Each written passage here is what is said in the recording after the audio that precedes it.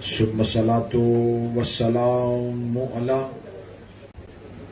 مخدومة نوع الإنسان معصومة في القرآن بلقیس حجرت تقدیس الجلال وآسیت العالم التکمیل والکمال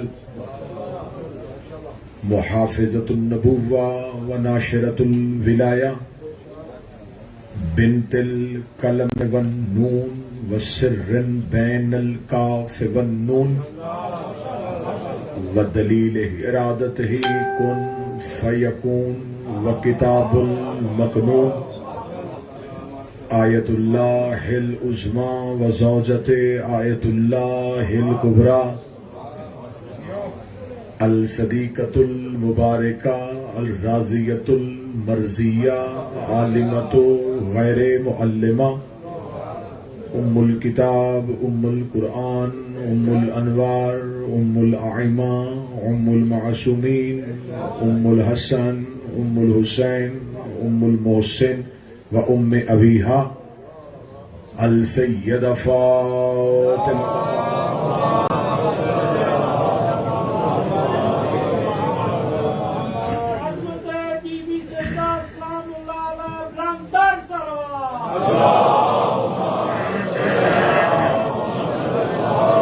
ولعن اللہ تعالی بعد فقط قال حق سبحانہ تعالی فی کتابہ المجید وفرقان الحمید بسم اللہ الرحمن الرحیم اللہ ولی الذین آمنوا یخرجہم من الظلمات الی النور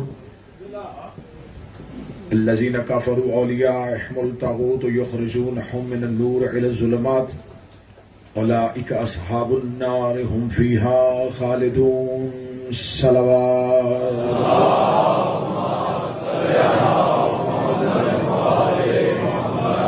دعائے مالکان ذکر بندگان ذکر کا وارثان ذکر کی بارگاہ میں پیش ہونا قبول فرمائے۔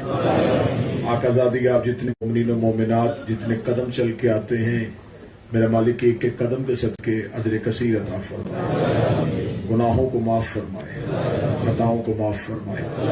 مولا امام حسین ایام اعظام میں جتنی بھی راتیں غصے میں گزر گئیں یا جو برسے میں گزریں ان تمام لمحات کو عبادت میں شمار فرمائے، کوئی کمی کوئی کوتاہی کوئی خطا کوئی غلطی ہوئی ہو اس سے درگزر فرمائے، جو پریشان حال ہیں ان کی پریشانیوں کو دور فرمائے، جو بے اولاد ہیں انہیں اولاد عطا فرمائے، ہمیں آخری سانس تک عقیدہ حق عقیدہ ولایت پہ استقامت نصیب فرمائے۔ میرا مالک جہاں جہاں پوری دنیا میں مذہب اہل بیت کے ماننے والے ہیں ان کی حفاظت فرمائے، انہیں آباد و شاد فرمائے۔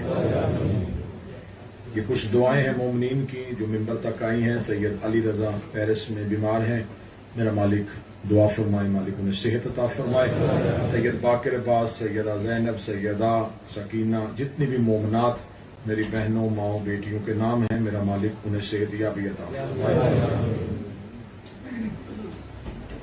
ایک مومنہ ہے وہ کینسر کی مریضہ ہیں، واسطہ ہے جناب فاطمہ الصغریٰ صلوات اللہ علیہ کی عزت کا، مولا انہیں صحت عطا فرمائے۔ جناب سید علی شیر شاہ بخاری، سیدہ رابعہ خاتون، مالک ان کے درجات بلند فرمائے۔ امجد بھٹی صاحب کے خانوادہ کے جتنے مرحومین ہیں مولا ان تمام کے درجات بلند فرمائے۔ میرا مالک جن جن مومنین نے دعاؤں کے لیے کہا ہے، جو زبانوں پہ آ گئی ہیں، جو نہیں آ سکی، جو آپ کے ذہن میں ہیں، جو آپ کی زبان پہ ہیں، میرا مالک اس ذکر کے تقدس کے صدقے سے یہاں سے کوئی بھی خالی ہاتھ واپس نہیں، تمام کی دعائیں قبول و منظور فرمائے، کیونکہ ان کے سامنے دعا کہنے کے لیے لفظوں کی ضرورت نہیں ہے، نام کی ضرورت نہیں ہے، وہ مقلب القلوب ہیں، وہ دلوں کے حال جانتے ہیں۔ میرا مالک جو جو مومنین کی دعائیں اس وقت ان کے ذہنوں میں ہیں، زبانوں میں ہیں، جو ان کے حق میں بہتر ہیں، وہ نبی کی بیٹی کے حق کا واسطہ قبول فرمائے، وارث زمان کے ظہور میں جلدی فرمائے۔ ان تمام دعاؤں کی قبولیت کے لیے جتنی ممکن ہو سکے اتنی بلند صلوات تلاوت فرمائے۔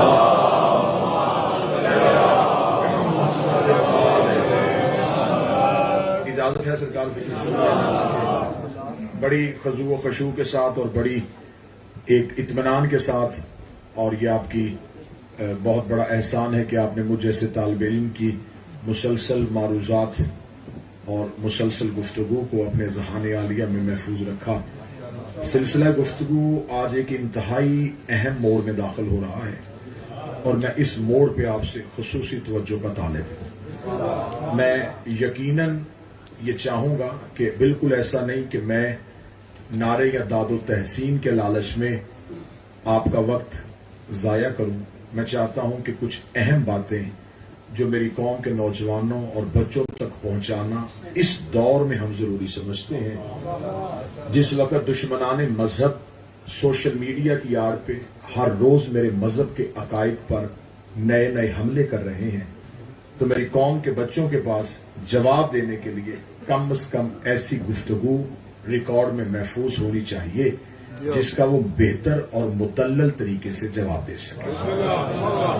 تو اس لیے میں نے موضوع ایسا چنا تھا، اس موضوع میں انتہائی باریکیاں آئیں اور آج ایک بہت اہم موڑ ہے، اور یہ اہم موڑ اسی صورت میں گزرے گا اگر آپ کی توجہات مکمل مبسوط۔ اب 2 دن سے ہم مسلسل تاریخ میں ہیں اور یہ معائنہ کرنے کی کوشش کر رہے ہیں کہ آخر وہ محرکات کون سے تھے جس کی وجہ سے اہل بیت سے دشمنی کی گئی۔ کل کی گفتگو بھی اسی معیار پہ آ کے رکی تھی کہ 2 نظریات چلے، ایک نظریہ خلافت، ایک نظریہ امامت۔ رسالت مآب کی ایک حدیث اہل سنت برادران کی کتاب صحیح بخاری میں ہے، وہاں جو باب استخلاف ہے، خلافت والا باب ہے کتاب الاحکام میں، اس کی حدیث نمبر 7223، یہ اس کا حدیث کا نمبر ہے۔ اس میں یہ حدیث بہت بہتر سند کے ساتھ نقل کی گئی ہے کہ رسالت مآب کی حدیث ہے۔ جابر بن سمرو ایک صحابی ہے، وہ کہتا ہے کہ میں سن رہا تھا کہ نبی نے فرمایا کہ میرے بعد میرے 12 خلفاء ہوں گے، اور اسی حدیث میں آگے لکھا ہے کہ جابر بن سمرو کہتا ہے کہ اس سے آگے مجھے صحیح سمجھ نہیں آئی کہ رسول نے کیا کہا۔ وہ کہتا ہے کہ میں نے بعد میں اپنے باپ سے پوچھا تھا کہ جب نبی یہ کہہ رہے تھے اس وقت آپ تھوڑا قریب بیٹھے تھے، تو نبی نے اس کے بعد کیا کہا تھا؟ تو وہ جابر نے اب جو اس سے آگے حدیث کا ٹکڑا ہے اس نے کہا یہ میں نے رسول سے خود نہیں سنا، میرے باپ نے مجھے بتایا ہے۔ اب اس کی ذمہ داری باپ پہ اس نے ڈالی ہے کہ وہ میرے باپ کی ذمہ داری ہے کہ اس نے کیا سنا تھا۔ وہ کہہ رہا کہ نبی نے فرمایا تھا کہ میرے بعد 12 خلفاء ہوں گے، اور وہ 12 کے 12 قریش سے ہوں گے۔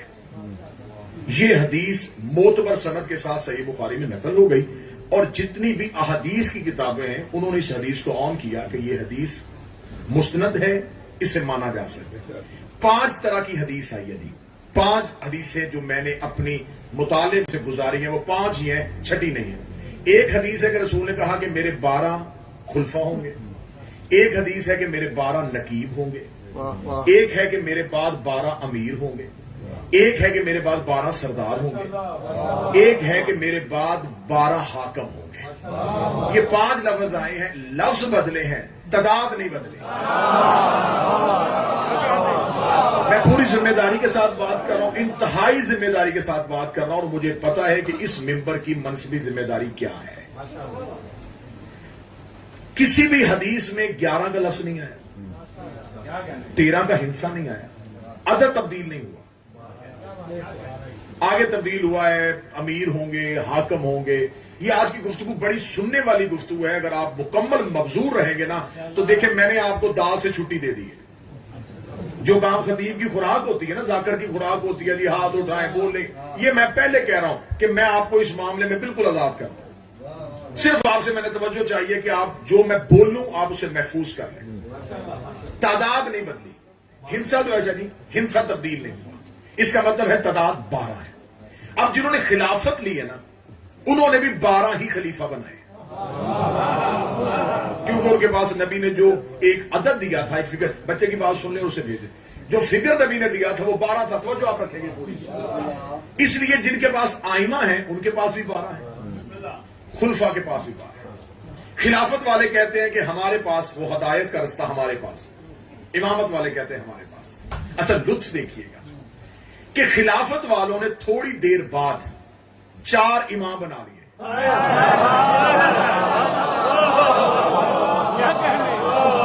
پہلے انہوں نے کہا کہ ہمیں امامت کی ضرورت نہیں، ہم دین خلافت سے لیں گے، لیکن 100 سال بعد انہوں نے پھر آگے جا کے اپنی فقہ کے لیے 4 آئمہ بنا لیے. تو جو بڑی عزت کے ساتھ آپ نے جذبات پہ قابو رکھنا ہے. جذباتی لوگوں سے تھوڑا سا میں کہوں گا کہ حوصلے کے ساتھ مجھے موقع دیجئے گا کہ جو کچھ کہنا ہے وہ میں کہہ لوں اور احسن طریقے سے کہوں. اب ان کے ہاں دیکھیں میں بڑی عزت کے ساتھ بات کر رہا ہوں, بڑے احترام کے ساتھ بات کر رہا ہوں. خلافت والوں کے ہاں 4 آئمہ آئے, آئمہ اربع کہتے ہیں عربی زبان میں 4 کو, 4 آئمہ, جس میں پہلے امام ابو حنیفہ, نام ان کا نعمان بن ثابت تھا, مشہور تھے ابو حنیفہ کے نام سے. ابو حنیفہ امام ہے, امام شافعی ہیں, امام مالک ہیں, امام حنبل ہیں. یہ 4 امام ہیں. ان میں سے جو سب سے بزرگ ہیں وہ امام ابو حنیفہ ہے. یہ نبی کے جانے کے 100 سال بعد پیدا ہوئے ہیں.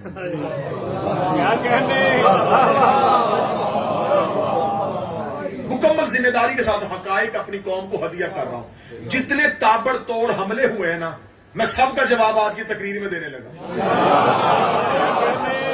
اور کوشش کروں گا جو اگلی 2 تقریریں ہوگی وہ اس سے بھی زیادہ اہم ہوگی, کیونکہ میں خود کو خطرے میں ڈال رہا ہوں لیکن قوم کو خطرے سے نکالنے لگا. مجھے پتا ہے کہ دور کون سا ہے, فتنوں کا دور ہے, شر پسندوں کا دور ہے, جھوٹی باتیں پھیلانے والوں کا دور ہے, لیکن کم از کم میں اپنا نام اس مذہب کی وکالت میں لکھوانا چاہتا ہوں. اب 4 آئمہ جو سب سے بزرگ ہیں, امام ابو حنیفہ وہ 100 سال بعد آئے. یہ صحابی بھی نہیں ہے, یہ تابعی بھی نہیں ہے. صحابیوں نے کہہ دو جو نبی کی صحبت میں بیٹھے, تابعی اسے کہتے ہیں جو نبی کو نہ دیکھا ہو لیکن صحابی کے پاس بیٹھے. نہ یہ صحابی ہیں نہ یہ تابعی ہیں, یہ سب نے مانا. وہ کہتے ہیں صحابی بھی نہیں, تابعی. 100 سال بعد جب پیدا ہوئے, 100 سال بعد پیدا ہوئے, اور انہوں نے فقہ مرتب کی کہ نماز ایسے پڑھنی ہے, روزے کا وقت یہ ہے, زکوٰۃ یہ ہے. ہم سے پوچھتے ہیں لوگ کہ شیعت کب شروع ہوئی. میں آج ایک سوال رکھنا چاہتا ہوں. 100 سال بعد آپ کی فقہ کا پہلا امام مرتب ہوا. اس سے پہلے جتنا دور گزرا آپ کس مذہب پہ تھے؟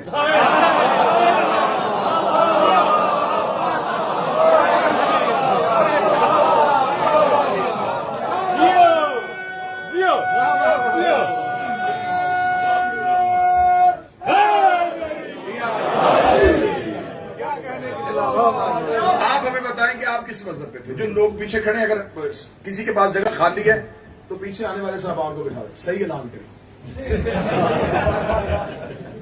کسی مومن بھائی کی امنا کی گاڑی نمبر EG19YHX جس کسی نے بھی پارک کیا پلیز اسے فوراً ریموو کریں. دوسری گاڑی LP16UCF پلیز یہ گاڑی ریموو کر لیں, بعد میں اعلان نہیں کیا جائے گا, نہیں تو اٹھا کے لے جائیں گے.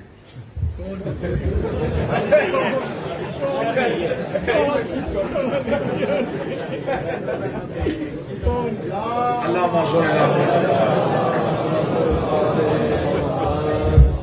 موضوع کے ساتھ موضوع ختم نہ ہو آپ کے ذہنوں سے. ایک لمحے کے لیے وہ تسلسل کی زنجیر ٹوٹ گئی, نہ ساری محنت خراب. 4 آئمہ, امام ابو حنیفہ وہ 100 سال کے بعد پیدا ہوئے. اس کا مطلب باقی فقہ مرتب ہوئی ہے ان کے آنے کے بعد. اچھا میرے اہل سنت بھائیوں کے 4 آئمہ ہیں, امام ابو حنیفہ, امام مالک, امام شافعی, امام حنبل. ان میں سے جو سب سے آخر میں امام آئے وہ امام احمد بن حنبل آئے, وہ سب سے آخری امام. ان میں سے ایک امام ہے امام مالک جن کا تعلق مدینے سے, باقی 3 آئمہ کا تعلق مدینے سے نہیں. یہ ہے میرے مذہب کی سچائی. صرف امام مالک اور ان کے ماننے والے ہاتھ کھول کے نماز پڑھتے ہیں.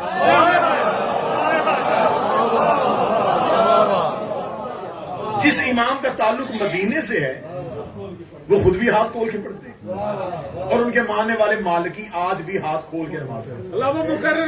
دوبارہ بتائیں. میں کیونکہ اب یہ موضوع میرا آئمہ اربع موضوع نہیں, میرا موضوع ہے خلفاء, امامت و ملوکیت. کہ آخر اسلام میں دیکھیں ایک دیوار, جو میرے بزرگ احباب تشریف فرمائیں, ایک دیوار کی پہلی اینٹ ٹیڑھی رکھی جائے 50 منزل بھی اوپر لے جائے, دیوار ٹیڑھی جائے گی.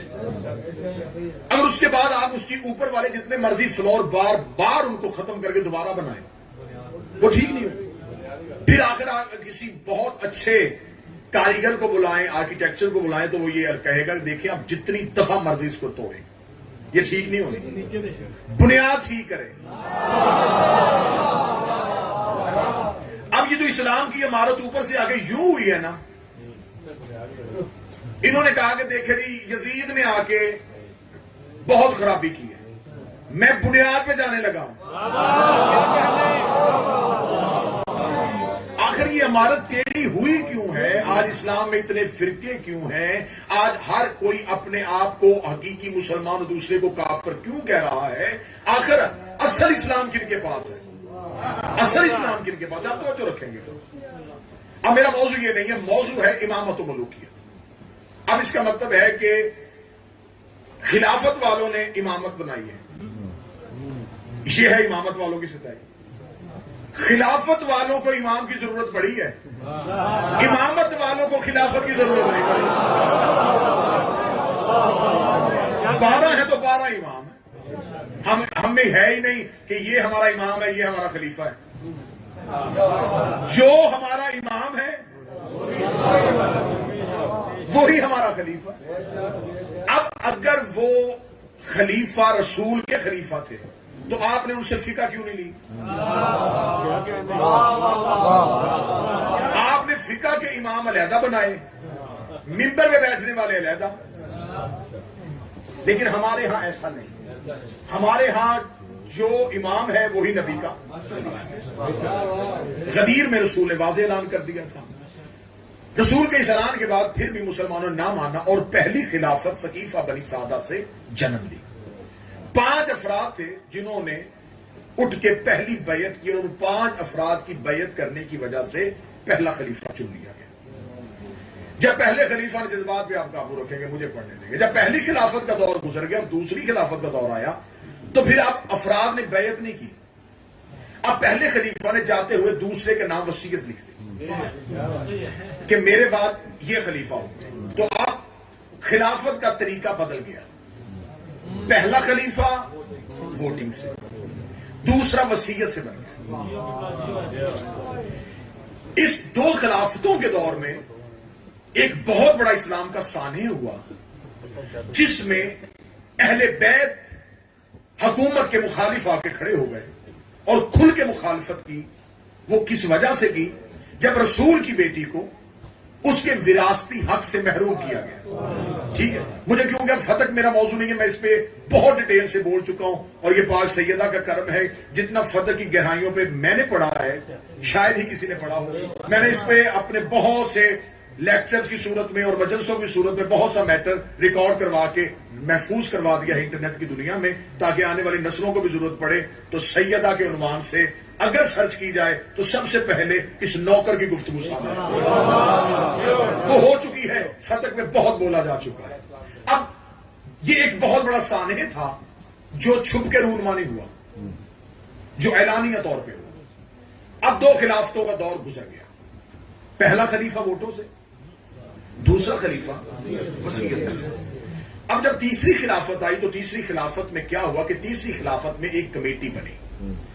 تیسری خلافت کو میں اس لیے آج موضوع بنانے لگا ہوں، ڈسکس کرنے لگا ہوں کہ یہاں سے ملوکیت کا آغاز ہونے لگا، یہاں سے اسلام میں ملوکیت۔ جو پہلی مجلس میں میرے ساتھ تھے میں ان کو آج ایک لمحے کے لیے پلٹا کے پہلی مجلس میں لے کے جاؤں گا، اور جو نہیں تھے انہیں میں صرف ایک جملے میں ملا دیتا ہوں کہ جب رسول نے مکہ فتح کیا تھا تو 2 سردار پہاڑی پہ کھڑے تھے، ایک نے کہا تھا کہ رسول آ رہا ہے، ایک نے کہا تھا کہ لشکر آ رہا ہے، ایک نے رسالت کو حکومت سمجھا تھا اور ایک نے رسالت کو رسالت سمجھا تھا۔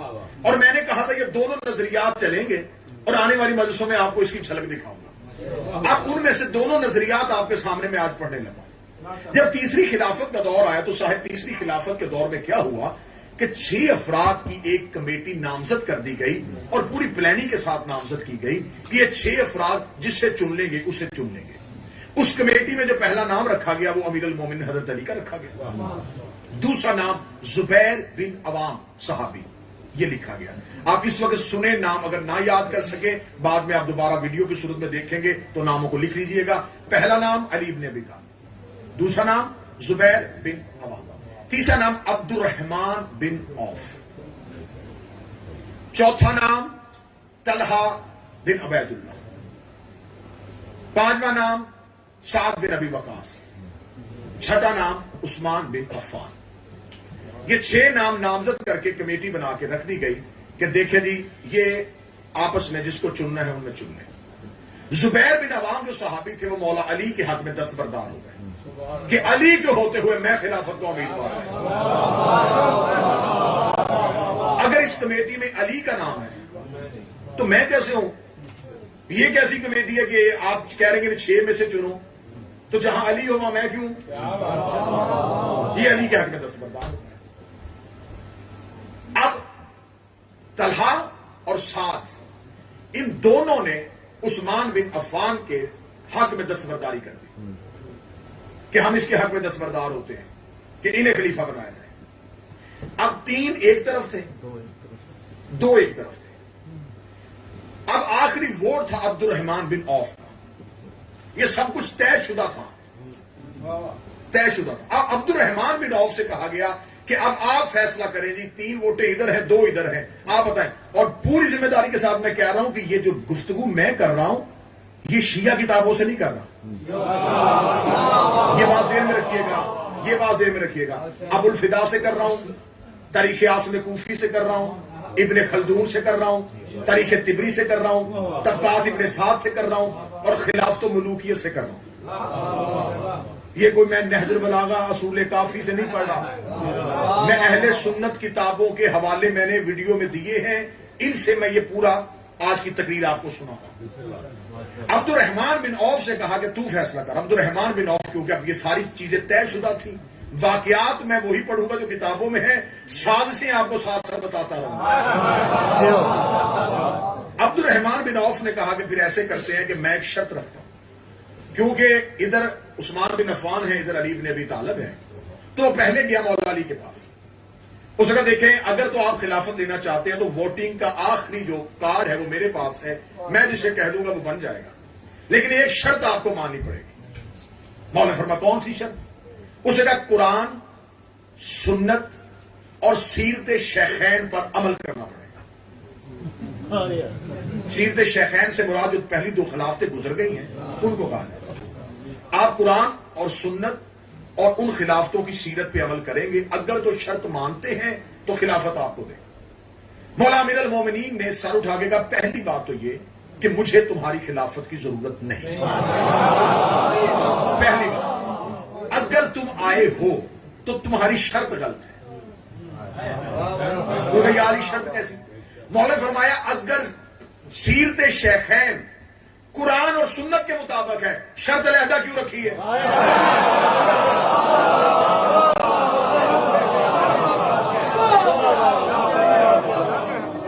اگر قرآن اور سنت کے مطابق ہے تو علیحدہ شرط رکھنے کی ضرورت نہیں تھی۔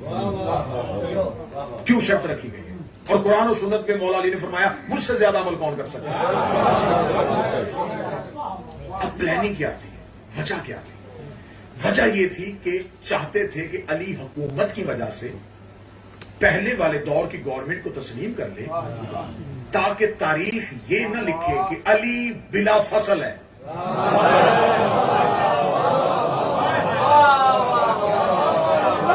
نبوت اور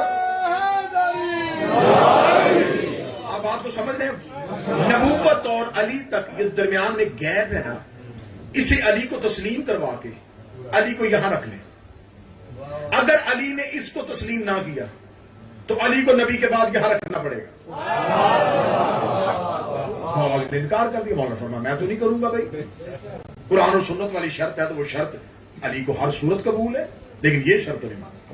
اب پلاننگ تھی، وہی شرط جا کے عثمان بن عفان کے سامنے رکھی گئی۔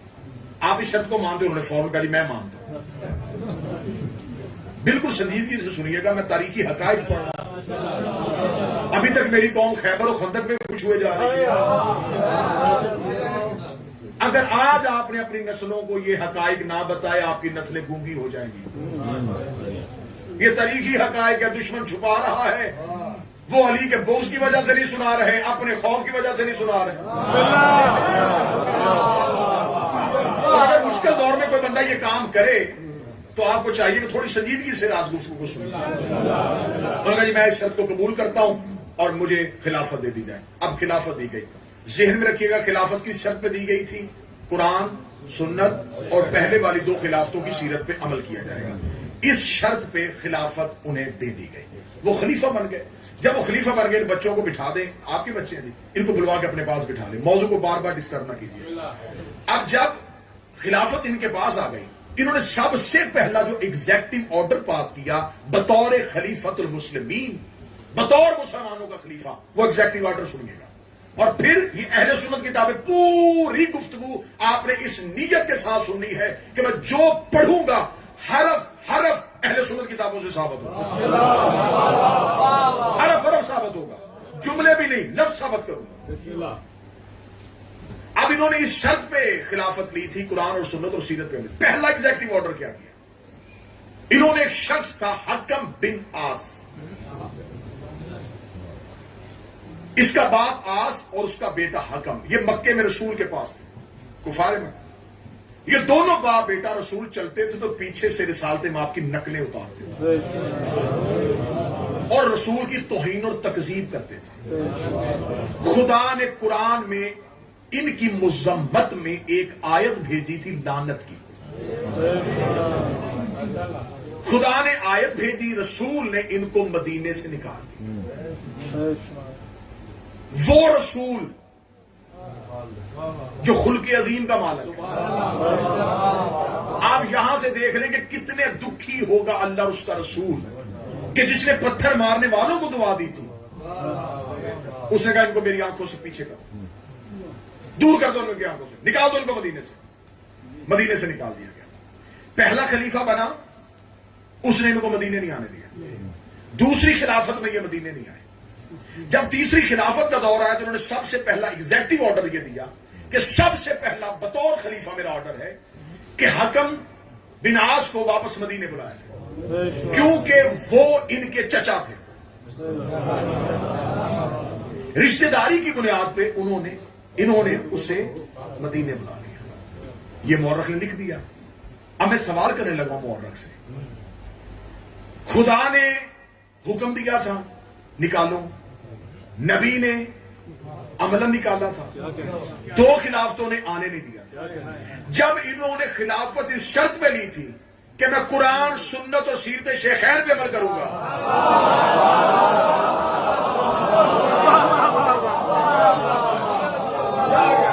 تو پہلے ہی حکم نامے سے وہ شرط باطل ہو گئی.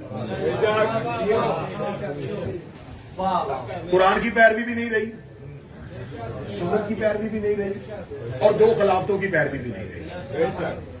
ان کو بلا لیا اور بلانے کے بعد مدینے میں انتہائی لوگوں کی مخالفت کے باوجود مدینے بلایا اور حکم کے بیٹے مروان کو اپنا وزیر بنایا. اور صرف وزیر نہیں بنایا، مہر خلافت اس کے ہاتھ میں دے کہ یہ مہر خلافت تیرے پاس ہے، اب جتنے بھی حکم نامے ہوں گے اب یہ آخری سائن تیرے ہوں گے. مہر خلافت اسے دے دی. اب اگلا کام کیا ہوا؟ اب دیکھیں ملوکیت پڑھنے لگا ہوں اسلام میں. اسلام میں ملوکیت کہاں سے آئی؟ صرف یزید پہ لعنت نہیں ہوگی. اب آغاز پڑھیں گے اسلام میں یہ اس گھر کو آگ لگی کب تھی. آپ کی توجہ ہے مکمل؟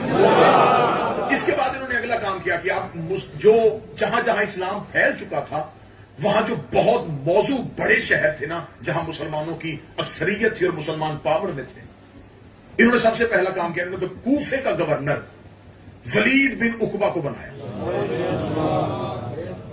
ایگزیکٹو آرڈر سے بنایا. خود بطور خلیفۃ المسلمین یہ حکم دیا کہ ولید بن عقبہ کو کوفے کا گورنر بنایا. میری قوم کے بچوں کو میں یہ تاریخ بتا رہا ہوں. اب یہ ولید بن عقبہ سنیں گے یہ کون تھا، میں اس کی تھوڑی سی بتا دیتا ہوں ایک لائن میں. یہ عقبہ بن ابی معیط کا بیٹا تھا جس نے مکے میں رسول کو سجدے کی حالت میں اونٹنی کی اوجری نبی پہ پھینکی تھی. رسول کے اوپر اونٹنی کی گندگی پھینکی تھی. یہ اس کا بیٹا تھا.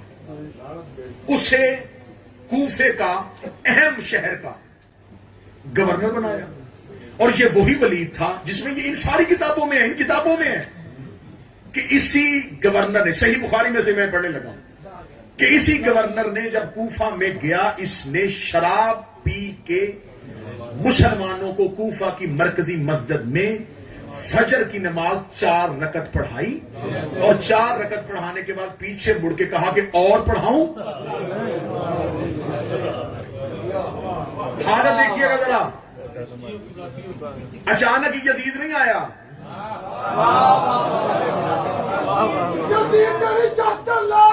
اسلام کے چہرے پہ بہت بہت پردے ڈالے گئے ہیں, تاریخ بڑی بڑی چھپا کے رکھی گئی ہے. اس کو کوفے کا گورنر بنا دیا.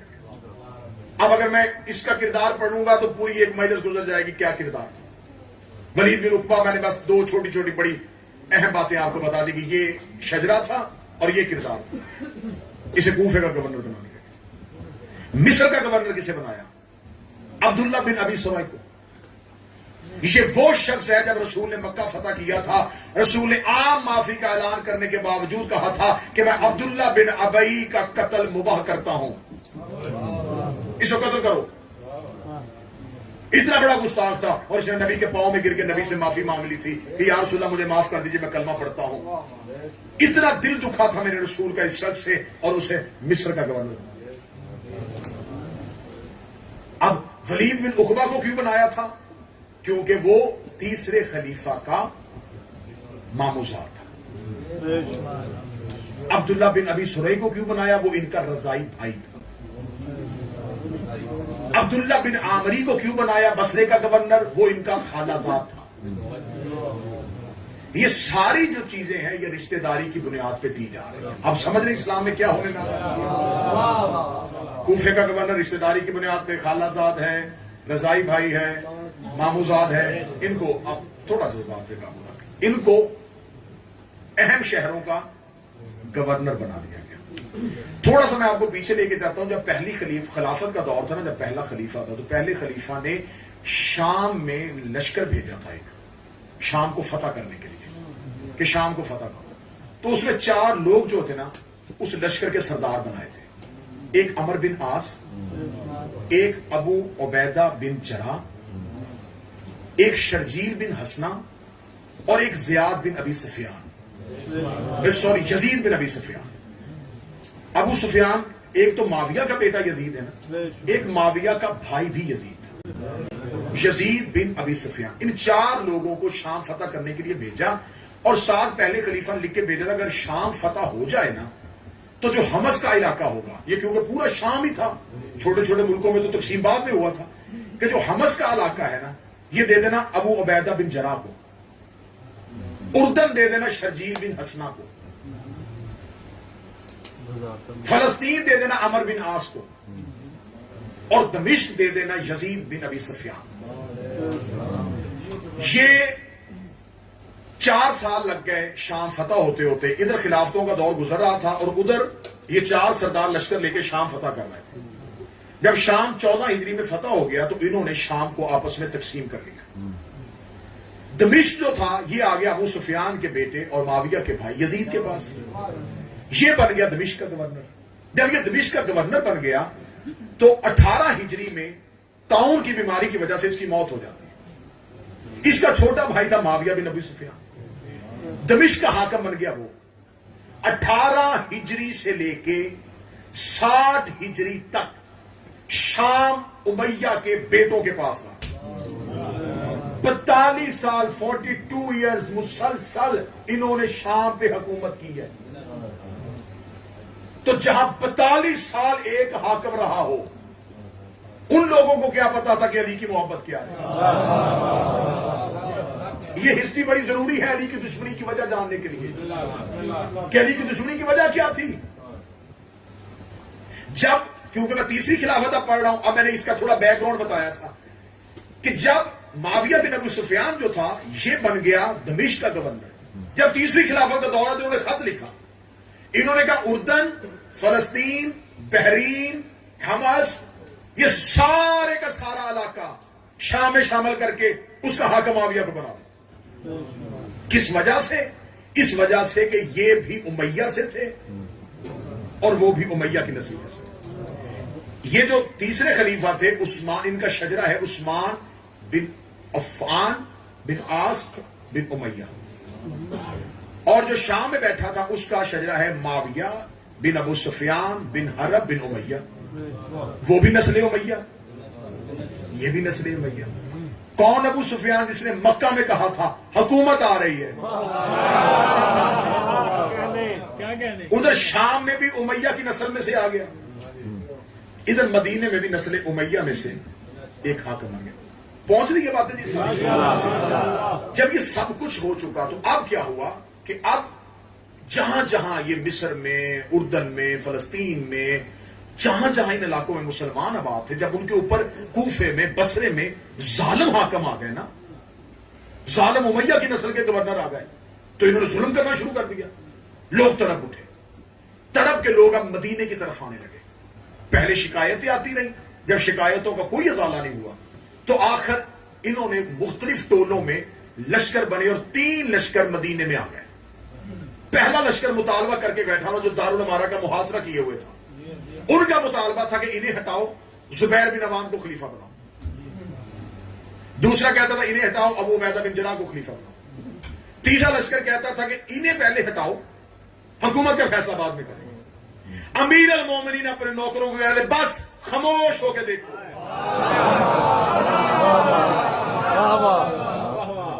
کیوں علی نے خاموش کروایا؟ جو کل علی کے ساتھ کیا تھا وہ اب سب کچھ ریپیٹ ہو رہا۔ مجھے اس پورا جتنا بھی میں نے یہ ٹینور بتایا، اس پورے میں آپ کو سلمان کہاں نظر آ رہے ہیں؟ ابو ذر کہاں؟ حذیفہ یمانی کو کس علاقے کا گورنر بنایا؟ کیا یہ لوگ نبی کے صحابی نہیں تھے؟ یہ حذیفہ یمانی، یہ ہمارے یاسر، یہ مقداد، یہ لوگ جنہوں نے نبی کے ساتھ زندگی گزاری ہے، مکے سے نبی کے ساتھ چلے ہیں، ان کی چمڑیاں ادھیڑی گئی ہیں نبی سے محبت کرنے کی وجہ سے۔ جب اسلام پاور میں آیا ان کو حکومتیں کیوں نہیں دی گئی؟ اس وجہ سے نہیں دی گئی، ان کے دلوں میں علی تھا۔ تو میں سوال کرتا ہوں کہ اس دور کے صحابہ نے ان صحابہ کو کیوں نہیں مانا؟ تو اگر صحابہ کو نہ ماننے سے بندہ کافر ہوتا ہے،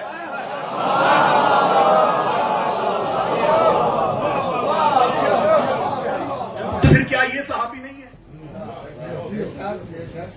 کہتے نہیں جی یہ اس دور کی باتیں تھی، اس دور میں مشاجرات صحابہ ہوئے، اس دور میں آپس میں لڑائیاں ہوئی، اب ہمیں چپ ہو جانا چاہیے۔ علی والے سولی پہ بھی بولتے ہیں۔ علی مورخ نے نہیں لکھا، ہاں یہ بات آپ میری قوم سے ہے، میں علی مورخ نے لکھا، فضائل علی مورخ نے نہیں لکھے، یہ لہو سے لکھے گئے ہیں۔ اس کو لکھنے کے لیے، اس کو بولنے کے لیے، اس کو پڑھنے کے لیے سر دیے گئے ہیں، نسلیں لگی ہیں اس فضائل علی کو آپ تک پہنچانے میں، ان حقائق علی کو آپ تک پہنچانے میں۔ اب جب تینوں طرح کے لشکر جو ہے انہوں نے آ کے مدینے کا محاصرہ کر لیا، اور مدینے کا محاصرہ کر کے انہوں نے دارالمارا کو گھیر میں لے لیا۔ اب اندر بیٹھے ہوئے خلیفہ وقت نے جلدی جلدی خط لکھے، مصور ابن مخزومی کو قاصد بنا کے شام بھیجا کہ معاویہ بن ابو سفیان سے جلدی جلدی لشکر لے کیا، لوگوں نے میرے محل کا گھراؤ کر لیا۔ اس نے یہ کہہ کے قاصد کو واپس بھیج دیا کہ جتنی دیر میں شام سے مدینے جاؤں گا حملہ ہو جائے گا، لہذا انہیں کہیں یہ مدینے کی لڑائی ہے سنبھالیں، کیونکہ وہ ایک بہت بڑی اسٹیٹ کے پاورفل بن کے بیٹھے ہوتے، انہیں کیا ضرورت ہے مدینے کی لڑائی میں ہاتھ ڈالیں؟ ان کے پاس ایک بہت بڑی اسٹیٹ تھی، وہ شام میں بیٹھے ہوئے تھے، 8-10 ملک ان کے انڈر تھے، انہیں کیا ضرورت تھی؟ انہوں نے کہا یہ مدینے والوں کی لڑائی ہے آپ جانیں۔ اور شام والوں نے اسلام کا ایک ہی رخ دیکھا تھا جو امیہ والوں نے دکھایا تھا۔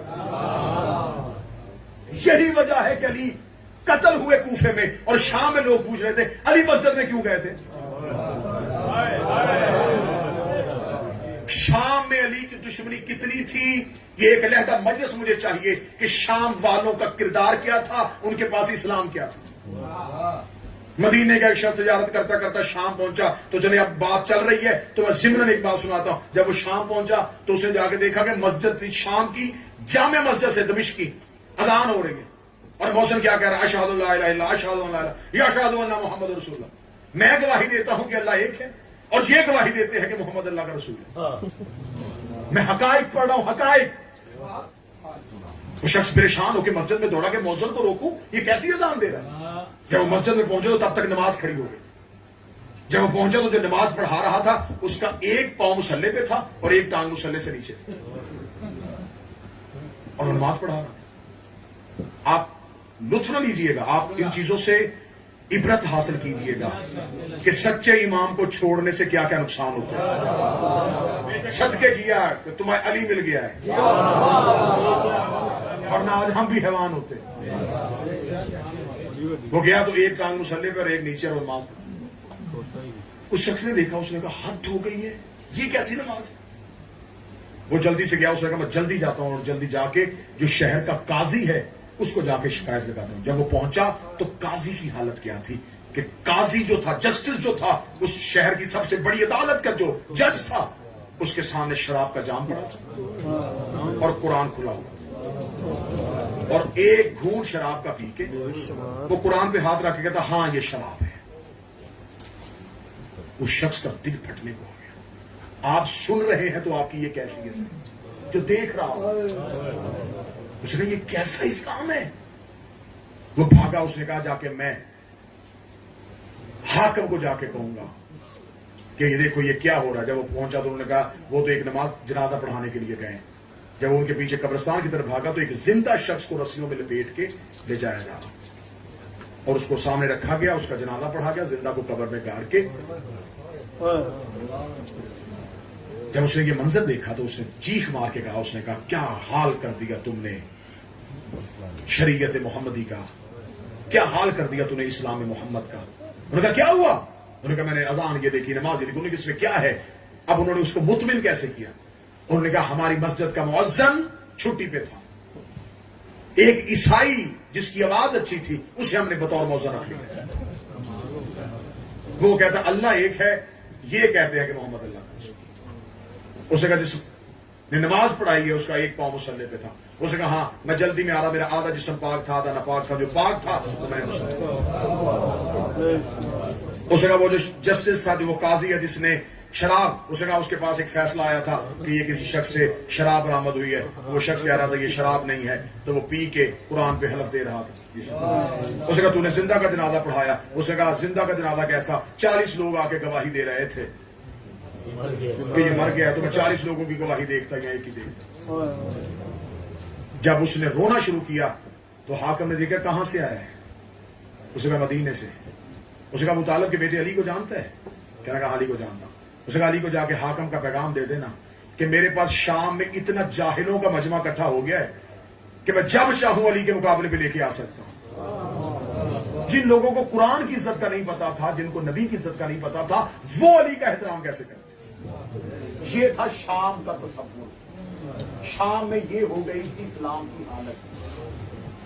سمجھ آ رہی ہے بات. اب جب حملہ چاروں طرف سے ہو چکا, انہوں نے انکار کر دیا کہ میں بھی نہیں آؤں گا. عبداللہ بن عامر جو ان کا ماموزاد تھا, اس نے بصرے کی جامع مسجد میں اعلان کیا تھا, لیکن لوگوں نے کہا تھا ہم ساتھ نہیں دیں گے, ہم نہیں نکلیں گے. کوئی بھی نہ نکلا, اکیلے رہ گئے. جب بالکل تیسرے خلیفہ اپنے گھر میں محصور تھے تو اپنے غلام سے کہنے لگے کوئی علی کو بلاؤ, کوئی علی کو پیغام دو. امیر المومنین تک پیغام پہنچا. علی ابن ابی طالب آئے. آپ قطع نہ سوال کیجئے گا, نہ کوئی سوال شیعہ یہ نہ کیا کرے کہ علی نے ایسا کیوں کیا. پہلی بات تو یہ کہ امام کے کسی فعل پہ ایسا نہیں کہتے. دوسری بات ہے کہ کبھی بھی امام کو اپنی نظر سے نہ دیکھیں کہ جیسا ہم انسانوں کا مزاج ہے, امام بھی ہم جیسے ہوتے ہیں, تو ہم تو ایسے کبھی دشمن کو نہ کرے. تو امام ہوتا ہے اللہ کا مظہر. اللہ کافر کو بھی خوراک دیتا ہے. قرآن میں اتنی مذمت کی ہے.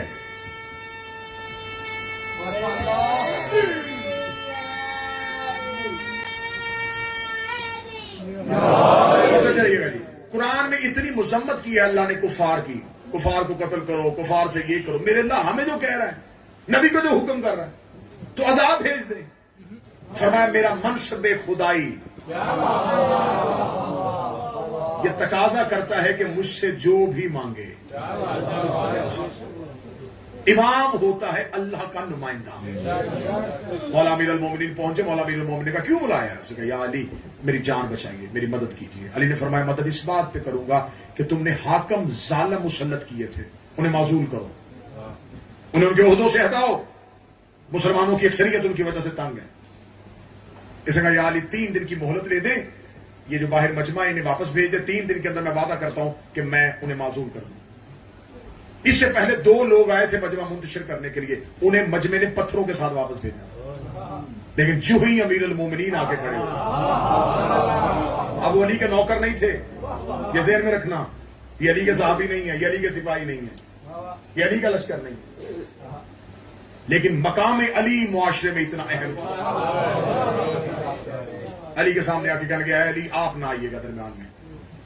یا علی نے تو آپ کو حق سے محروم رکھا, فرمایا بات حق کی نہیں ہے, اب بات خلافت کی نہیں ہے, بات ہے کسی کی جان بچانے کی.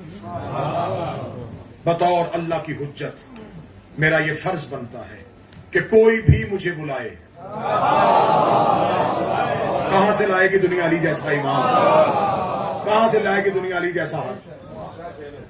مولانا نے فرمایا منتشر ہو, 3 دن کی مہلت ہے, 3 دن کے اندر حاکموں کو معزول کر دیا جائے.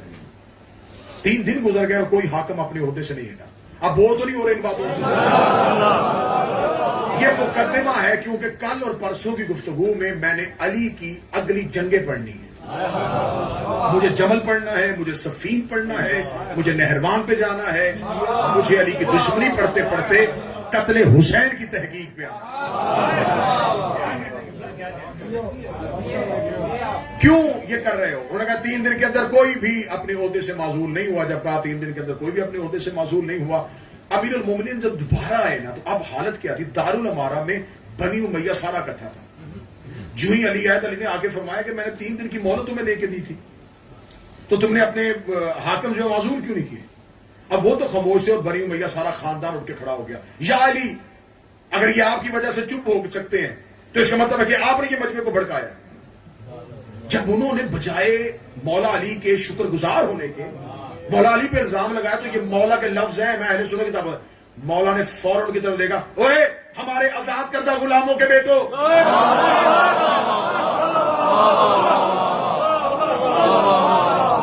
یہ جو بول رہے تھے نا ان میں سے آدھوں کے باپ علی نے فتح مکہ پہ تلوار کے نیچے سے نکالے تھے, مار دینے تھے علی نے. ہمارے آزاد کردہ غلاموں کے بیٹو, خبردار, تم کیا سمجھتے ہو کہ تم نے علی کو اپنے مقصد کے لیے استعمال کیا؟ جاؤ میں تمہیں کوئی مہلت نہیں لے کے دوں گا. جب مولا امیر المومنین جلال میں آئے تو خلیفہ اٹھے, انہوں نے کہا نہیں یا علی یہ ان لوگوں کا تھا, آپ ایک دفعہ دوبارہ مجمع کو منتشر کریں. امیر المومنین نے فرمایا آخری مہلت لے کے دینے لگا, فوراً اپنے جتنے حاکم ہیں معزول کرو تاکہ مسلمانوں کے ہاں ظلم کی کمی ہو سکے. انہوں نے کہا میں ابھی ایک حکم نامے کے ساتھ سب کو معزول کر دوں. اب کتنا مشکل تھا, کیسے معزول کر سکتے تھے؟ اب جو جہاں بیٹھ گیا تو وہ اترتا ہے, وہ اپنی اپنی حکومت بنا کے بیٹھے تھے. اب شام میں کہا جائے کہ اس کو اتارو تو وہ اترے گا, اس کا اپنا لشکر بن گیا. بصرے والے نے اپنے فوجی بنا لیے. اب انہیں پتا تھا کہ جن کو میں بٹھا بیٹھا ہوں اب یہ اترے گے نہیں, اب کیا کیا جائے؟ مولا امیر المومنین کا تیرے پاس ایک ہی صورت ہے, ان کو معزول کرنا پڑے گا. اس نے کہا اے علی سب سے پہلے کس کو عہدے سے معزول کروں؟ اور سب سے پہلے مصر خالی کا, وہ عبداللہ ابن ابی سرائی کے پاس, اور اس میں سب سے زیادہ ظلم ہو رہا ہے, اور مسلمانوں کا سب سے زیادہ ریونیو ٹیکس خراج مصر سے آتا ہے, جس سے غریب مسلمان پلتے ہیں, اور وہاں کا سارا جتنا ٹیکس ہے وہ سب کھا رہے ہیں. مصر خالی کرواؤ. اس نے کہا ٹھیک ہے. اس نے کہا کوئی آپ بتائیں, آپ اپنا کوئی بندہ. فرمایا میرا کوئی بندہ نہیں, کسی بھی عادل حاکم کو بھیج. لفظ پڑھوں طریقہ, لفظ پڑھوں. ایسے فرمایا میں کسی کو نہیں نومینیٹ کرتا, کسی عادل کو بھیج. ہاتھ باندھ کر کے, عادل تو پھر سارے آپ ہی کے پاس ہیں.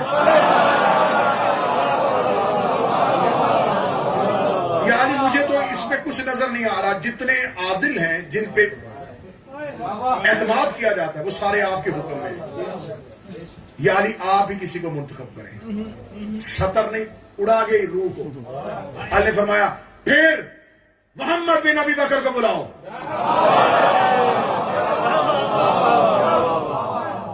کون کہتا ہے کہ ہم صحابہ کی عزت نہیں کرتے؟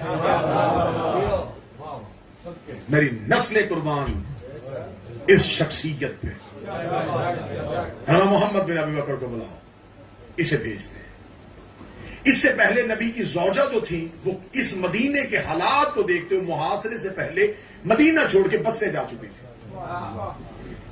بصرہ جا چکی تھی اور جاتے ہوئے جو سٹیٹمنٹ دے کے گئی تھی وہ سنی کتابوں میں لکھی ہوئی ہے. وہ جاتے ہوئے قتل کا فتویٰ دے کے گئی تھی اسے قتل کرو. اور یہ اہل سنت کتابوں میں لکھا ہوا ہے. اسے سنن نسائی نے لکھا ہے, اسے ابن ماجہ نے لکھا ہے, اسے طبقات ابن سعد نے لکھا ہے, اسے ابن خلدون نے لکھا ہے, اسے مولانا مودودی نے لکھا ہے. وہ کہہ کے گئی تھی, وہ خود بصرہ تھے. امیر المومنین نے فرمایا محمد بن ابی بکر کو بھیجو.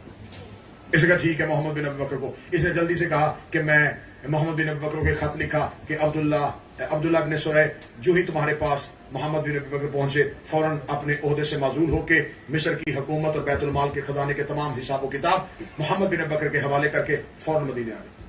یہ خط محمد بن ابی بکر. محمد بن ابی بکر نے تیز رفتار گھوڑا لیا, مدینہ سے نکلے, اور جاتے ہوئے جو باہر محاصرے پہ تھے انہوں نے کہا دیکھو میں جا رہا ہوں, یہ امیر المومنین نے پہلا عہدہ معزول کروا دیا ہے, یہ ہم نے سرکاری حکم نامہ لے لیا ہے, مصر کا چارج سنبھالوں گا.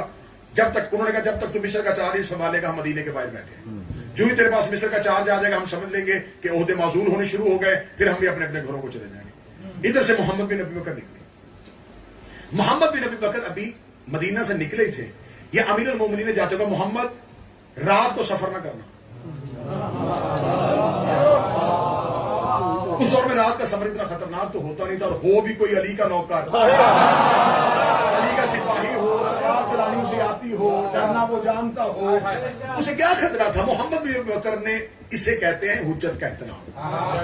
اس نے یہ نہیں کہا کہ مولا, کیونکہ عربوں میں رات کا سفر آسان ہوتا تھا, راتیں ٹھنڈی ہوتی تھی, دن میں گرمی کی لو ہوتی تھی, رات کو سفر آسانی سے ہو جاتا تھا.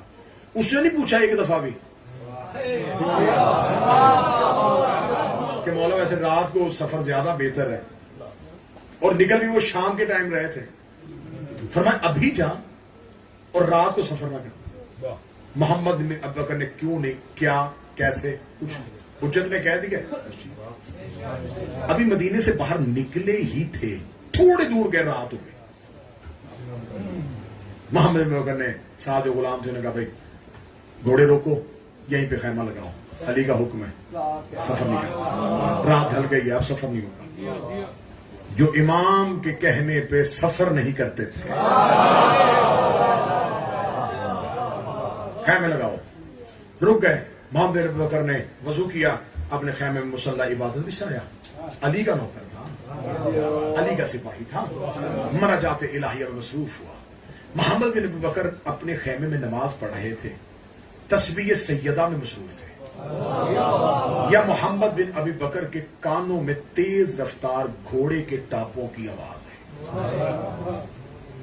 محمد بن ابی بکر نے آنکھوں کو کھولا, اپنے خیمے کا پردہ اٹھایا. رات کا ٹائم تھا, نظر کچھ نہیں آ رہا تھا, لیکن یہ پتا چل رہا تھا کہ آواز ادھر سے آ رہی ہے اور ادھر سے آ رہی ہے جدھر مدینے کی آبادی تھی.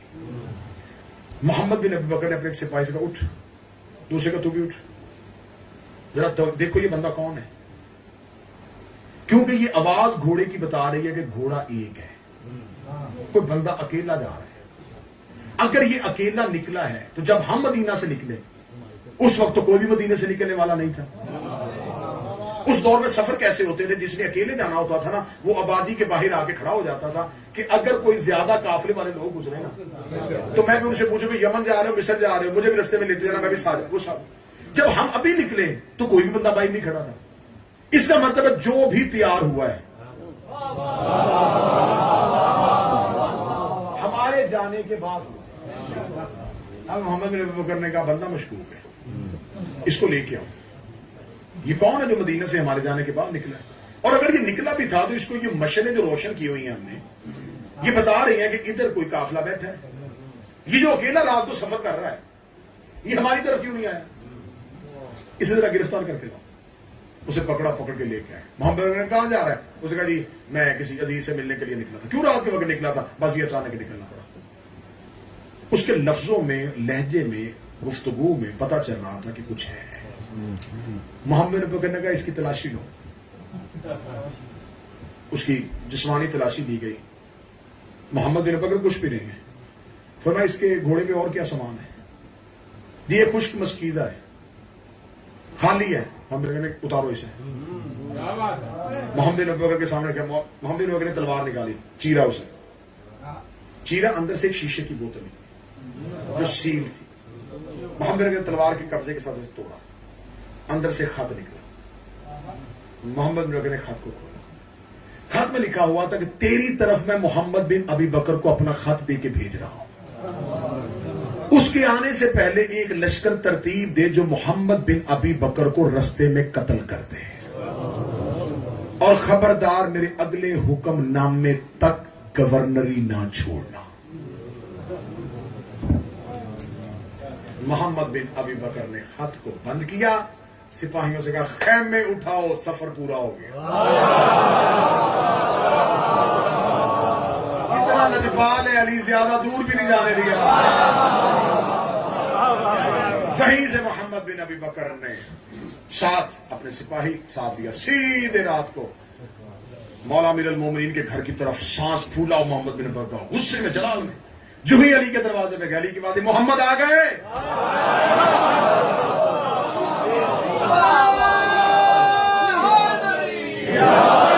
محمد آ گئے، مولا آ گیا۔ امیر المومنین نے اپنے گھر کا پردہ اٹھایا، محمد بن ابی بکر کہانی سنانا چاہتے ہیں، نے فرمایا خط دے۔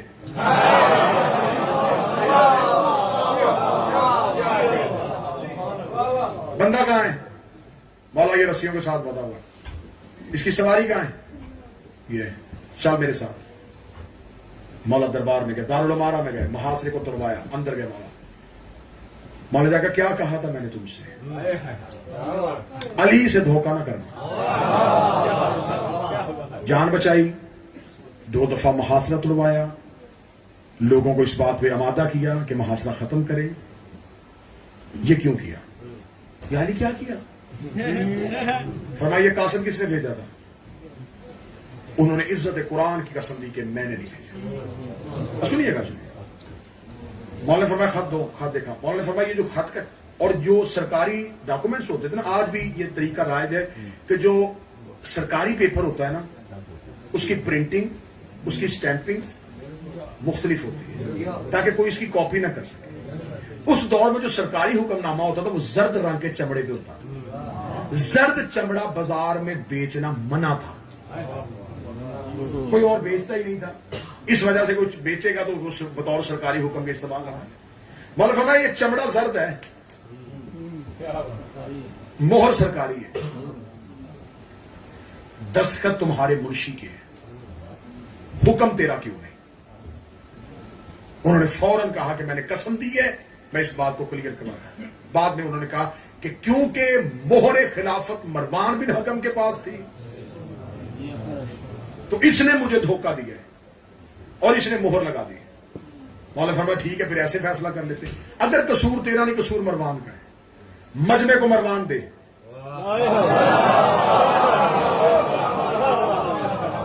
یہ تو لوگ باہر کھڑے ہیں نا، اگر یہ گناہگار ہے تو یہ دے، میں جہاں دے کے جاتا ہوں کہ اس نے دھوکہ کیا بھائی، اب وہ اسے اس لیے نہیں دے سکتے، وہ داماد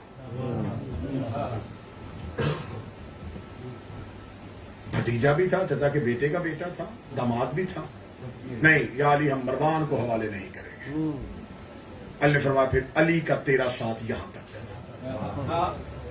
یہ کہہ کے امیر المومنین نکلتے ہیں، اگلی رات حملہ ہوتا ہے اور انہیں ان کے گھر میں قتل کر دیا جاتا ہے۔ اس قتل کے بعد اسلامی تحریک میں کون سی تبدیلیاں آئیں، وہاں سے کل گفتگو کو لے کے آگے بڑھیں گے کہ پھر جمل اور صفین کے محرکات کیا تھے، پھر ہم آہستہ آہستہ سفر کریں گے اسلام نے، ملوکیت نے اسلام کو کتنا زخمی کیا۔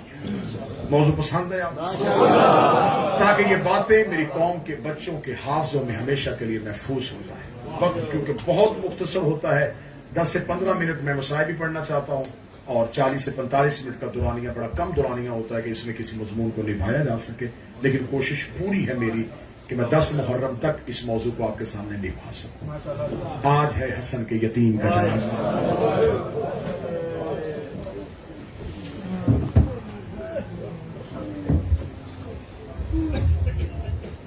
آج ہے اس شہنشاہ کا جنازہ جو بیوہ ماں کی حسرت میں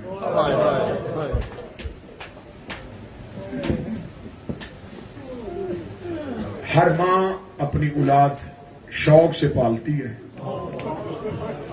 لیکن جیسے بیوہ ماں پالتی ہے نا،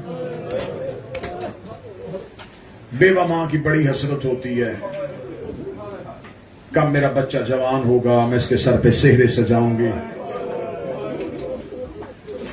میں اپنی قوم کے ماتمیوں سے منت کروں گا، کوئی بھی تم سے کہے نا کہ مہندی کہاں لکھی ہے، کہاں لکھا ہے جی، کہاں کتابوں میں مہندی نکالنا لکھا ہے، اسے کہنا کہ تو کہیں بھی نہیں لکھا نا، تو قاسم کی ماں کے دل پہ لکھا۔ حسرت تھی قاسم کی ماں کی کہ میں بیٹے کے سر پہ سہرے سجاؤں، حسرت تھی قاسم کی ماں کی۔ آج میں اپنی بہنوں بیٹیوں سے گزارش کروں گا، شبیر کا ذاکر ہوں، تمہارا بھائی ہوں، تمہیں حسین کا واسطہ آج قاسم کی مہندی ضرور اٹھانا۔ تمہارے پاس ایک قاسم کی مہندی گزرے تھوڑی دیر کے لیے، قاسم کی مہندی اپنے ہاتھوں پہ رکھنا، کیونکہ یہ اس یتیم کی مہندی ہے جس کی بہن کوئی نہیں آئی تھی۔ بہنوں کی بڑی حسرت ہوئی ہے کہ ہم بھائیوں کی شادیاں دیکھیں، ہم بھائیوں کے سہرے دیکھیں۔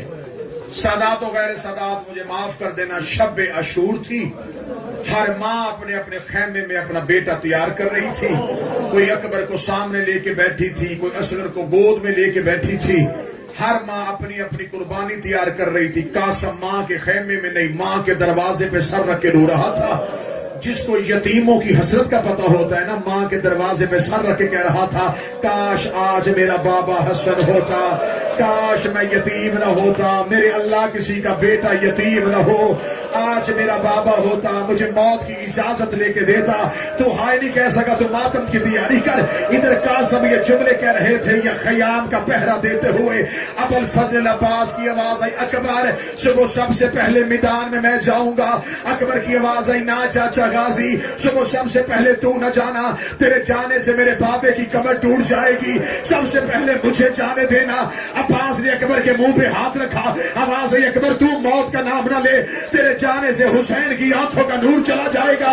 غازی کہتا تھا نور جائے گا، اکبر کہتا تھا تیرے جانے سے میرے بابے کی کمر ٹوٹے گی۔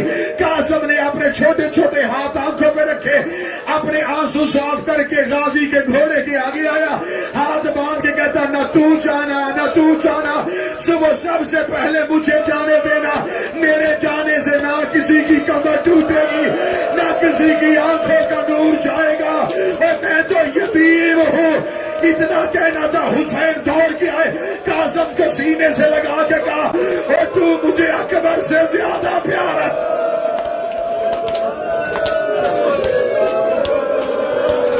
آج روکو میں نے آواز تھوڑی موسم زیادہ کرنا، تو مجھے اکبر سے زیادہ پیارا۔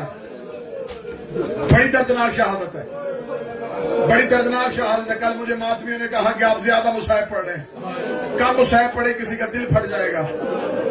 آج میں کوشش کروں گا، لیکن چند روایتیں جو میں چھپاؤں گا نہیں، ایسے نہ ہو کہ قاسم کی ماں سمجھے کہ یتیم سمجھ کے شہادت نہیں سنائی۔ کوئی رویا اس لیے نہیں کہ میرا بیٹا یتیم تھا۔ کوشش میں کروں گا، کوشش کروں گا، جتنا چھپا سکو اتنا چھپانا، ہاتھ نہ جوڑنا۔ حضرت قاسم کی موت، ہر ماں شہید کی اجازت لینے کے لیے چل کے حسین کے پاس گئی، بار بار قاسم ماں کے خیمے میں، اماں مولا مرنے نہیں دے رہے۔ فرمایا قاسم تجھے اجازت مانگنے کا طریقہ ہی نہیں آتا۔ قاسم رو کے کہتا، اماں بار بار گیا ہوں، مولا حسین کے سامنے کھڑا بھی ہوا ہوں، لیکن جب وہ فہرست لکھتے ہیں تو مجھے میرا نام نظر نہیں آ رہا۔ ماں کہتی ہے، قاسم دودھ نہیں بخشوں گی اگر سن لیا کہ تو کل لڑا نہیں۔ قاسم کہتے، اچھا اماں صبح ہونے دے۔ صبح سب قربانیوں کی اجازت لے رہے تھے، ماں کی رات والی نصیحت یاد تھی، قاسم تجھے اجازت مانگنی نہیں آتی۔ 13 سال کا شہزادہ تھا، بابا اس کا بڑا امیر تھا، باپ کے جانے کے بعد حسین نے شہزادوں کی طرح پالا تھا قاسم۔ قاسم کو ایک دن بھی 13 سال میں یتیمی کا احساس نہیں ہوا۔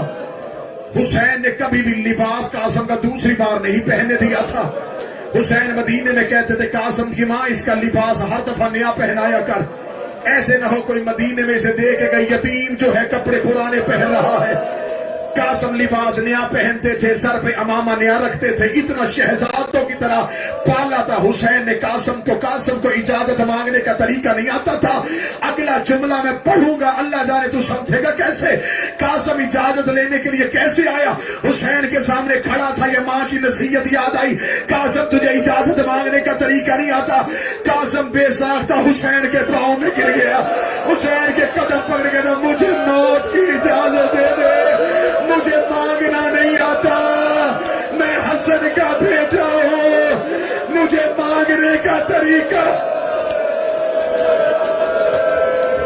حوصلے کے ساتھ, حوصلے کے ساتھ.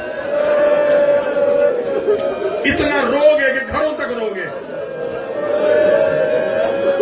مولا مجھے مانگنا نہیں آتا. مولا حسین کی آواز ہے, قاسم کہاں جانا چاہتا ہے؟ مولا موت کے لیے. فرمایا قاسم موت کو کیا سمجھتا ہے؟ فرمایا شہر سے زیادہ بھی. فرمایا قاسم کیسے بھیجو؟ مولا حسن 28 سفر کو زہر ملا تھا, یا قاسم 3 سال کا سینے میں تھا. مولا امام حسن نے کہا تھا قاسم کی ماں مجھے کاغذ قلم دے, میں ایک تعویذ لکھ دوں. تعویذ لکھ کے قاسم کے بازو میں باندھ دیا. بی بی نے پوچھا مولا کیسا تعویذ ہے؟ فرمایا کبھی بہت مشکل پڑے نا قاسم کو تو قاسم کو کہنا یہ تعویذ پڑھ لینا.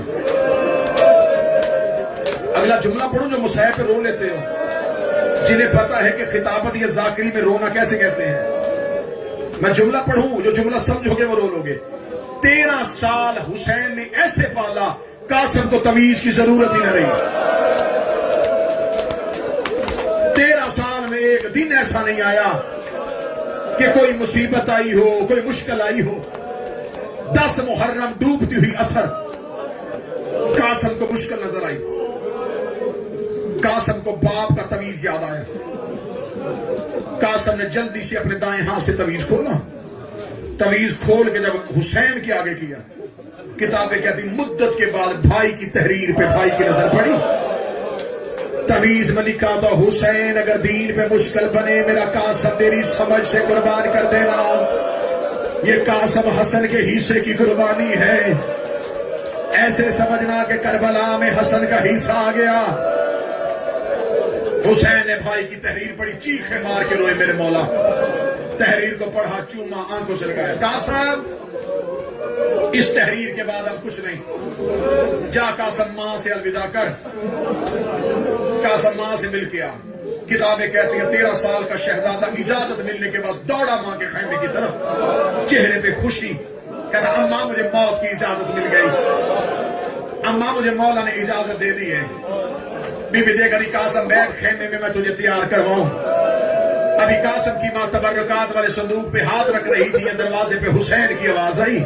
قاسم کی ماں فرما اگر تو اجازت دے آج قاسم کو میں تیار کرواؤں. بی بی نے کہا مولا اس سے بڑی سعادت کیا ہوگی کہ میرا یتیم تو بھیجے گا. حسین نے قاسم کا ہاتھ پکڑا, اپنے خیمے میں لے کے گئے. حسین نے اپنا تبرکات والا صندوق کھولا. جو بندہ سینہ پیٹے گا, جو بندہ چہرہ پیٹے گا, وہ بندہ مجھے دیکھے. حسین نے تبرکات والا صندوق نکالا. حسین نے اس صندوق میں سے حسن کی قمیض نکالی, حسن کا امامہ نکالا. حسین نے حسن کی قمیض قاسم کو پہنائی, حسن کا امامہ حسین نے قاسم کے سر پہ رکھا. قاسم کا ماتھا چوم کے زینب کے خیمے میں گیا. روکنا زینب, حسن ملنے کے لیے آیا. حوصلہ حوصلہ حوصلہ حوصلہ حوصلہ حوصلہ. زینب بھائی ملنے کے لیے آیا. مدت کے بعد بہن نے بچھڑے ہوئے بھائی کی تصویر دیکھی, بے ساختہ چومنا شروع کیا. علی کی بیٹی, علی کی بیٹی قاسم کا ہاتھ پکڑ کے ہر خیمے میں گئی. جا کر دی بی بی ہو جس نے حسن دیکھنا ہو, یہ دیکھو میرا قاسم ہو بہو حسن لگ رہا ہے. علی کی بیٹیوں نے قاسم کی زیارت کی. غازی نے قاسم کو گھوڑے کی زین پہ رکھا. قاسم تیرے بابے نے مجھے تلوار چلانی سکھائی تھی. قاسم تو میرا شاگرد ہے تو میرے مولا کا بیٹا. कासिम फौजी अशकिया में जाना, नजर टीले पे मेरे चेहरे पे हो, जैसे मैं तुझे कहूं वैसे हमला करना। कासिम भरपूर हमला करना। कासिम ने कहा मौला गाजी तू जाने दे, चचा अब्बास तू मेरी जंग देखना।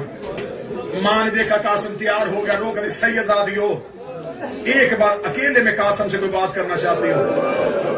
सारी बीबियां फरवा के खेमे से चली गईं। बीबी ने जो कासिम से बात की है, मैं वो बात सारी नहीं खोलूंगा, इशारा कर दूंगा उस पर, रो लेना, क्योंकि मुझे पूरी शहादत पढ़नी है। मैं किसी जगह पे ऐसा मुसाहिब नहीं पढ़ना चाहता कि उसके बाद मैं ना पढ़ूं, मुझे शहादत पूरी पढ़नी है, इसलिए मैं जुमला छुपा के पढ़ने लगा हूं। कासिम की मां कासिम को खेमे में लेके आई, सारी बीबियां खेमे से चली गईं। बीबी कासिम का चेहरा देख रही, कासिम तेरे बापे पे इन्होंने इल्जाम लगाया था कि हसन को लड़ना नहीं आता। कासिम कैसे लड़ेगा? कासिम रो के कहता अम्मा एक बार मैदान में जाने दे, अम्मा तेरा कासिम ऐसे लड़ेगा, हर लाश खेमे में आई है, तेरे कासिम की लाश उठाएगी नहीं। हौसला हौसला। 2 या 3 मिनट में मुसाहिब खत्म करने लगा हूं। कासिम की मां ने कासिम को घोड़े पे बैठता हुआ देखा, सैयदादियों ने अलविदा किया। हुसैन टीले के नीचे, अब्बास टीले के ऊपर, फिजा दरवाजे पे, ज़ैनब मुसल्ले पे, फरवा ज़ैनब के कदमों पे, फरवा की नजरें ज़ैनब के चेहरे पे, ज़ैनब की फिजा के चेहरे पे, फिजा की हुसैन के चेहरे पे, हुसैन की गाजी के चेहरे पे। गाजी की नजरें जाते हुए कासिम को देख रही थी। अब्बास कह रहे थे मौला मेरा कासिम फौजों में चला गया है, मौला मेरे कासिम ने बड़ा जोरदार हमला किया है, मौला मेरे कासिम ने 200 मार दिया है, मौला मेरे कासिम ने 300 मार दिया है। अब्बास बताता रहा, हुसैन कहता रहा मरहबा मेरे हसन की निशानी, मरहबा मेरे हसन का लख्ते जिगर, मरहबा मेरे मोहम्मद नाना की आंखों का नूर। अब्बास बताते बताते अब्बास की आवाज चुप हुई। हुसैन ने गाजी का चेहरा देखा, अब्बास के चेहरे पे मौत की सर्दी है। हुसैन की आवाज आई, अब्बास क्या हुआ? अब्बास देख के कहते हैं मौला कासिम नजर नहीं आ रहा, मौला मैं टीले पे देख रहा हूं, मुझे कासिम नजर नहीं आ रहा, मौला मुझे इजाजत दे मैं घोड़े पे बैठ के कासिम को ढूंढूं। हुसैन की आवाज आई, ना गाजी तूने नहीं जाना। अब्बास ने टीले से आवाज दी, कासिम मुझे तू नजर नहीं आ रहा। कासिम की आवाज आई, मौला मेरे पांव रकाबों में फंस गया।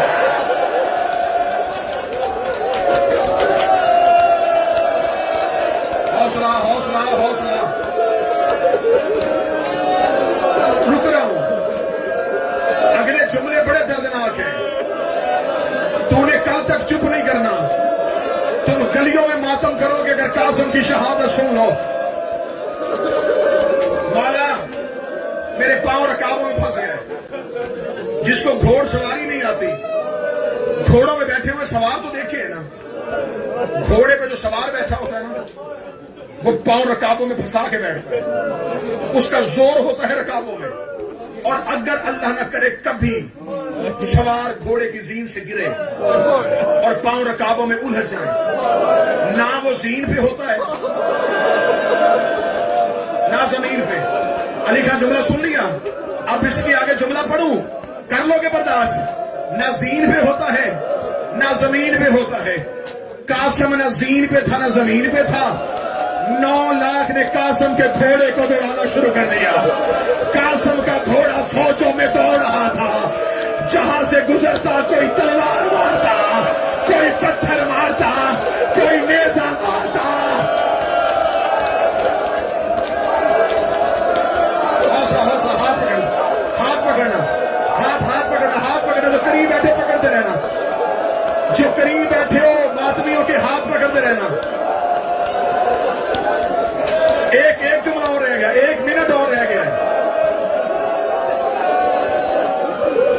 रजा मुझे मौला हुसैन की कसम मैंने डर से छोड़ी है, डर से छोड़ी है इब्राहिम। अब मुझे सिर्फ 2 जुमले पढ़ने देना, सारी शहादत मैंने छोड़ दी।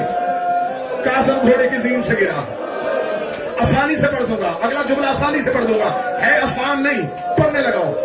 मशरक के घोड़े मगरब, मगरब के घोड़े मशरक। कासिम नजर नहीं आया, हुसैन टीले पे खड़े हो गए, गाजी कासम मौला कहीं नहीं मिल रहा। हुसैन की आवाज आई, अब्बास अब्बास घोड़ा निकाल। इधर से हुसैन घोड़े में बैठे, इधर से गाजी को घोड़े में बिठाया। हुसैन ने कहा निकाल तलवार अब्बास। इधर से हुसैन ने अपनी तलवार खींची, फरमाया गाजी इधर से तू हमला कर, इधर से मैं हमला करता हूं। हुसैन लड़ता भी जा रहा था, रो रो के कह रहा था तुमने मेरा यतीम मारा और तुमने मेरे हसन का बेटा मारा और तुमने मेरे हसन की तस्वीर मारी।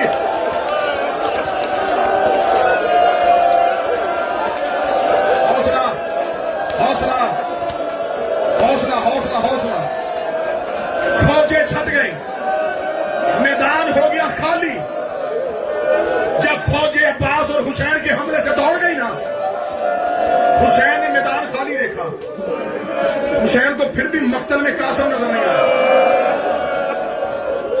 हुसैन टीले पे खड़े हो गए, अमामा सर से उतरा हुआ है। हुसैन ने बिला तशबीह यूं बाजू, कासम कासम कासम कासम, मेरा लाल कहां गिरा है, मेरा बच्चा मुझे नजर क्यों नहीं आ रहा। जब हुसैन ने देखा ना कहीं से आवाज नहीं आ रही, हुसैन ने ताकत और इख्तियार इमामत को इस्तेमाल किया। हुसैन ने कानों पर कासम इमाम समझ के बुला रहा, कोई टुकड़ा उधर से उठा, कोई टुकड़ा उधर से उठा, मौला तेरा कासम। हौसला हौसला, हाथ पकड़ना हाथ। आधा मिनट तुम्हें बीबी ज़ैनब का वास्ता, आधा मिनट सुन लेना। अगले साल फिर कासम सुनोगे। अगले साल आएगी 7 मुहर्रम को कासम की मेहंदी। पूरा साल कासम की मेहंदी नहीं उठनी, अलम उठता है, जुलझला निकलता है। कासम की मेहंदी साल में एक बार आती है। मैं चाहूंगा यहां से मातम करते हुए कासम की मेहंदी का इस्तेमाल करो। जब टुकड़े उठे ना, फौजों ने देखा हुसैन का तो कासम उठ रहा है। इनको पता चल गया था अब हुसैन लड़ेगा नहीं। इन्होंने दोबारा टुकड़ों पे लाशों को, घोड़ों को दोबारा दौड़ाया। मैंने अभी इससे पहले नॉर्थ सेंट्रल में रवायत पढ़ी है। मजलिस का माहौल बदला है, रंग बदला है। अब मैं रवायत माफी मांग के पढ़ूंगा। जो सैयद बैठे हो वो मुझे माफ कर देना। तो दिल का मरीज बैठा है, 1 मिनट के लिए कानों पे हाथ रख ले। किसी से बर्दाश्त नहीं होता वो बेशक उठ के चला जाए। मुझे कासम की मां के सामने शर्मिंदा ना करना, मुझे बीबी के सामने शर्मिंदा नहीं होना कि तूने अकबर की बर्ची पढ़ी, तूने असगर का तीर पढ़ा, तूने मेरे बेटे की गुर्बत नहीं पढ़ी। 20 साल हो गए हैं मुझे हुसैन की जाकरी करते हुए। मैं जब भी मौला कासम की शहादत पढ़ता था, मैं यही पढ़ता था कि हुसैन ने अमामे की चादर बनाई और कासम की लाश के टुकड़े चुने। मैंने जैसे पढ़ा था, जैसे मिंबर से सुना था, मैं पढ़ता था। यहां आने से पहले मैं 3 महीने करबला रहा हूं। ये मैं मिंबर के गिलाफ पे हाथ रख के कह रहा हूं, गलत पढ़ूं मैं नबी की बेटी का मुजरिम बनूं। इतनी बड़ी बददुआ तो नहीं मैं दे सकता तेरे आंसू की खातर। रोना तो तूने अपनी आकबत के लिए है ना, मेरे पे तो कोई एहसान नहीं ना। तुम्हारे रोने का सामान बनाने लगा हूं। वहां पे एक शख्सियत है बाबे सिदरा पे, वो बैठते हैं सैयद मोहम्मद तबातबाई। 80 साल उम्र है, सफेद उनकी रीश है, करबला में रहते हैं। 40 साल हो गए उन्हें मक्तल लिखते हुए। 76 किताबें मक्तल में अब तक वो सिर्फ मक्तल पे लिखी हैं उन्होंने। मुझे उनसे मुलाकात का शर्फ मिला, मैं उनकी जियारत को गया। मैंने पहली मुलाकात में बताया, मैंने कहा जी मैं शबीर का जाकर हूं, मौला इमाम हुसैन का जिक्र करता हूं, मैं आपसे मक्तल सुनना चाहता हूं। उन्होंने पहले दिन मुझे वक्त दिया, उन्होंने कहा फलां दिन आना, उस दिन मेरे पास फुर्सत होगी, खाली ना आना, कागज कलम लेके आना, जो जो लिखना होगा मुझसे लिखवा लेना।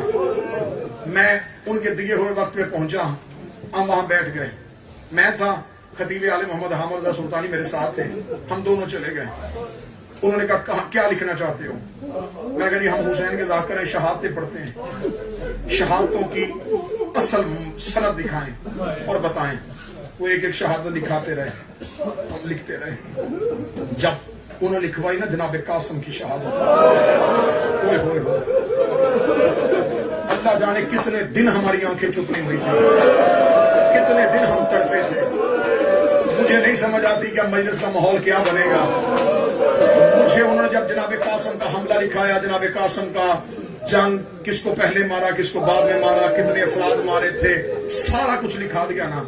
आखिर में जब पमाली के लाश लिखवाने लगे ना, तो मुझे उन्होंने रुक के एक सवाल किया। उन्होंने कहा कितने साल हो गए हैं तुम्हें मिंबर पे जिक्र करते हुए? मैंने कहा 20 साल। उन्होंने कहा कैसे पढ़ते हो पमाली? मैंने कहा जी घोड़ों के लाश पमाल कर दी थी। उसने कहा फिर क्या हुआ था? मैंने कहा इमाम हुसैन ने अमामे की चादर बना के कासिम की लाश के गोश्त के टुकड़े चुने थे। मैं इतना कह के चुप उनकी आंखों की तरफ देख रहा था, बेसाख्त अलीज़ेब उनकी आंखों से आंसू आए। उन्हें ठंडी आह भर के 3 बार अपना सर माथे पे मारा, मार के कहा यही तो जुल्म है। आज तक लोगों को पता ही नहीं है कि हुसैन कितना गरीब था। मैंने कहा अब आप मुझे बता दे क्या हुआ था। अब जो दिल का बंदा मरीज है वो एक लम्हे के लिए कानों पे हाथ रख ले। मैं रवायत पढ़ने लगा हूं जो करबला बैठ के मुझे सैयद मोहम्मद तबातबाई ने अपनी जुबान से सुनाई है। उन्होंने उससे पहले एक मिसाल मुझे दी, मैं मिसाल पढ़ता हूं। उन्होंने कहा कभी किसी हकीम के मतलब में जाऊं ना तो वो जड़ी बूटियों का सफू बनाते हैं। मैंने कहा बनाते हैं। उन्होंने कहा वो जिसके साथ उसको कूटते हैं ना, बाज़ औक़ात वो सफूर जो होता है वो उसके साथ लगा होता है, वो उससे साफ करते हैं। फिर उन्होंने मुझे सुनाई अरबी की रवायत। उन्होंने कहा पमाल नहीं कहना, पमाल नहीं, इसका पिस गई थी। मैंने कहा ठीक है। उसने कहा अब मुझे बता पिसी हुई लाश इकट्ठी कैसे होनी थी? मैंने कहा कैसे इकट्ठी हुई थी? करोगे बात और सैयद